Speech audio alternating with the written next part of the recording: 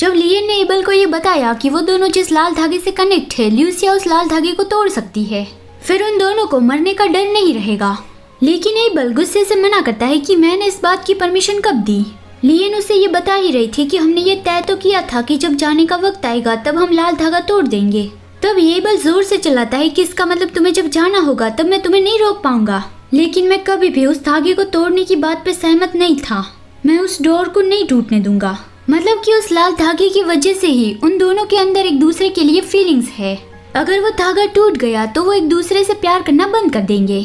लियन ये चाहती है कि वो जब अपनी दुनिया में वापस जाए तब वो दोनों लाल धागे से कनेक्ट ना हो, ताकि उन दोनों के अंदर एक दूसरे के लिए कोई भी फीलिंग्स ना रहे। एबल लियन को आसानी से भूल पाए और किसी और से प्यार कर पाए। लेकिन एबल को सिर्फ लियन चाहिए, वो किसी और से प्यार नहीं करना चाहता। वो लियन से कहता है कि अगर तुम घर जाना चाहती हो तो तुम जा सकती हो, तुम्हें मुझसे प्यार करने की भी जरूरत नहीं है। लेकिन मैं उस धागे को नहीं टूटने दूंगा, उसकी वजह से हम मिले थे और आगे भी मिल सकते हैं। लियन कहती है कि एबल, मैं ये समझ रही हूँ कि उस बारे में बात करना तुम्हारे लिए बहुत ही पेनफुल है, लेकिन तुम्हें शांत होकर लॉजिकली सोचने की जरूरत है। एबल कहता है, क्या तुम मुझसे नफरत करती हो? उस कमीने करीन ने जरूर मेरे पास्ट के बारे में तुम्हें बताया होगा, इसलिए ही अभी तुम ऐसा कह रहे हो। लियन उसे ये कहने वाली थी कि एबल ऐसी बात नहीं है, लेकिन एबल बिना उसकी बात सुने खुद को ही दोष देने लगा कि मैं बहुत ही बुरा पर्सन हूँ, और वो अपने हाथ को इतनी हद तक क्लेंच करा था कि वहाँ से खून निकलने लगा।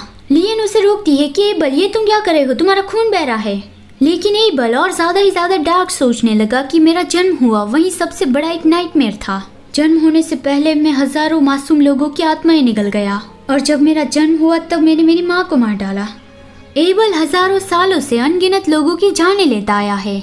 कभी कभी तो उसका ही मन करता था कि आज मुझे उसे मारना है।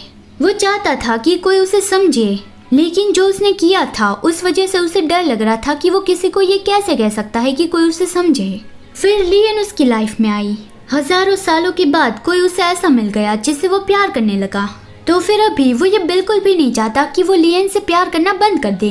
वो रोने लगा और कहता है कि क्या मुझे इतनी भी इजाजत नहीं है कि मैं सिर्फ तुम्हें अपने दिल में रख पाऊँ। लियन उसे गले लगाती है और वो भी रोते हुए कहने लगी कि एबल, ऐसी बात नहीं है, मैं तुमसे बिल्कुल भी नफरत नहीं करती। इस तरह से जन्म लेना और एक ग्रीम रीपर बनना वो तुम्हारी चॉइस नहीं थी, मैं वो सब जानती हूँ। तो ऐसा तो बिल्कुल भी नहीं हो सकता कि मैं तुमसे कभी नफरत करूंगी। मुझे बस बहुत गिल्ट फील हो रहा था।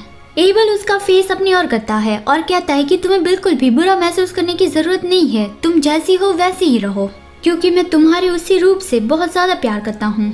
और वो लियन को किस करता है। लियन सोचती है कि अब मुझे क्या करना चाहिए, क्या मैं कभी भी एबल को छोड़कर नहीं जा पाऊंगी।